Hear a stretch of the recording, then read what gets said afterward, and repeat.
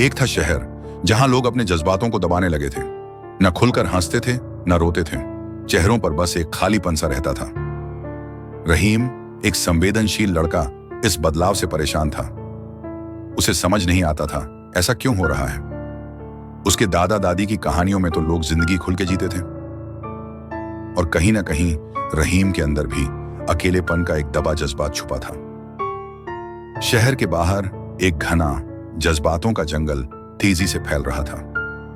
यह जंगल लोगों के दबाए हुए जज्बातों से बना था। जंगल में सबसे ज्यादा थे गुस्से के पेड़, लाल मोटे तने और आग की लपटों जैसी पत्तियां, हल्की हल्की चिंगारियां छोड़ते पास से गुजरो तो एक अजब सी गर्मी। जब लोग अपना गुस्सा ज्यादा दबाते तो ये पेड़ और बड़े और हिंसक हो जाते थे।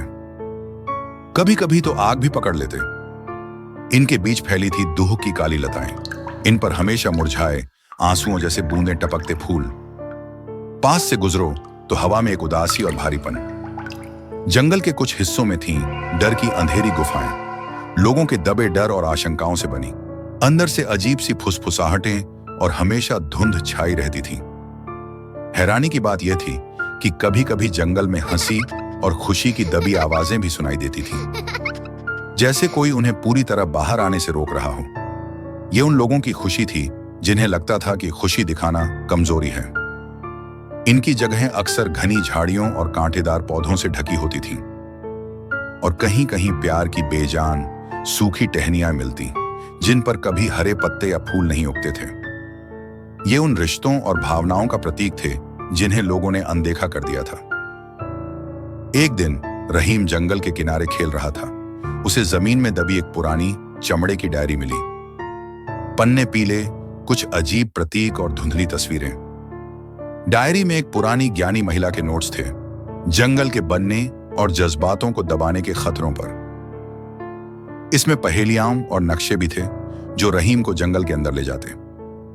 हर पहेली एक नए जज्बात से जुड़ी थी, और उसे सुलझाने पर रहीम उस जज्बात की असली प्रकृति समझता। डायरी में लिखा था, जंगल को शांत करने का एकमात्र तरीका है लोगों को अपने जज्बातों को पहचानना और खुलकर व्यक्त करना सिखाना। जंगल में आगे बढ़ते हुए रहीम को कई मुश्किलों का सामना करना पड़ा। कभी वह ऐसे हिस्सों में फंस जाता जहां दबाए जज्बात उसे अपनी ओर खींचने की कोशिश करते। गुस्से के पेड़ की गर्मी उसे चिड़चिड़ा बना देती, दुख की लताएं उसे उदास कर देती। रहीम को इन जज्बातों को समझना और उनसे प्रभावित हुए बिना आगे बढ़ना था। कुछ जगहों पर उसे लोगों की छुपती हुई परछाइयां भी मिली, जिन्होंने अपने जज्बातों को सबसे ज्यादा दबाया था। ये परछाइयां नहीं चाहती थीं कि कोई भी उनके दबाए जज्बातों को बाहर लाए। रहीम को उन्हें समझाना था कि जज्बातों को बाहर लाना ही उन्हें आजाद करेगा। इस सफर में रहीम ने अपनी अकेलेपन की भावना का भी सामना किया। उसे एहसास हुआ जब लोग जज्बातों को दबाते हैं तो खुद को दूसरों से भी दूर कर लेते हैं, जिससे अकेलापन बढ़ता है। उसने सीखा अपने जज्बातों को दूसरों के साथ बांटना ही अकेलेपन को दूर करता है। डायरी के आखिरी पन्नों में एक अंतिम पहेली थी जो रहीम को जंगल के दिल तक ले गई। एक ऐसी जगह जहां सभी दबाए जज्बात एक साथ मिलकर एक बड़ी डरावनी ऊर्जा बन गए थे। यहीं रहीम को एक स्फटिक क्रिस्टल मिला जो सभी जज्बातों का संतुलन दर्शाता था। डायरी ने बताया, इस स्फटिक को सक्रिय करने के लिए किसी ऐसे व्यक्ति के सच्चे जज्बात की जरूरत है जिसने उन्हें पहचाना और स्वीकार किया हो। रहीम को समझ आया, यह उसका अपना अकेलेपन को स्वीकार करना और दूसरों के लिए सहानुभूति महसूस करना ही था। उसने अपने अंदर की भावनाओं को स्फटिक पर केंद्रित किया। जैसे ही उसने ऐसा किया, स्फटिक चमक उठा और एक ऊर्जा की लहर पूरे जंगल में फैल गई। लहर फैलते ही जंगल में बदलाव आने लगे।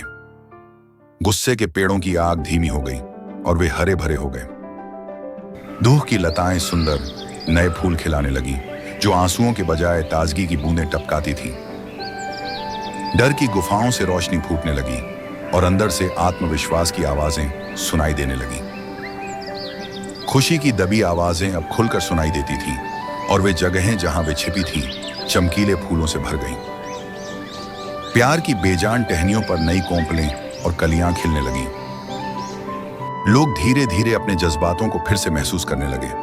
वे खुलकर हंसते, रोते और अपनी भावनाओं को एक दूसरे के साथ साझा करते। शहर में फिर से जीवन लौट आया और जज्बातों का जंगल एक सामान्य, सुंदर और संतुलित जंगल में बदल गया, जो इस बात का प्रतीक बन गया कि जज्बात जीवन का एक अभिन्न अंग है और उन्हें जीना ही असली शक्ति है। हमारे जज्बात हमारी कमजोरी नहीं, बल्कि हमारी असली शक्ति है। उन्हें दबाने से हम खुद को और दूसरों को नुकसान पहुंचाते हैं। अपने जज्बातों को पहचानना, उन्हें स्वीकार करना और उन्हें सही तरीके से व्यक्त करना ही एक संतुलित, स्वस्थ और खुशहाल जीवन की कुंजी है। अगर आपको यह कहानी पसंद आई हो तो कृपया वीडियो को लाइक करें और ऐसे ही और जज्बाती कहानियों के लिए हमारे चैनल स्टोरी वाला को सब्सक्राइब करना न भूलें। हम आपके लिए ऐसी ही प्रेरणादायक और रहस्यमयी कहानियां लाते रहेंगे। आपके प्यार और सपोर्ट के लिए बहुत बहुत धन्यवाद। मिलते हैं अगली कहानी में।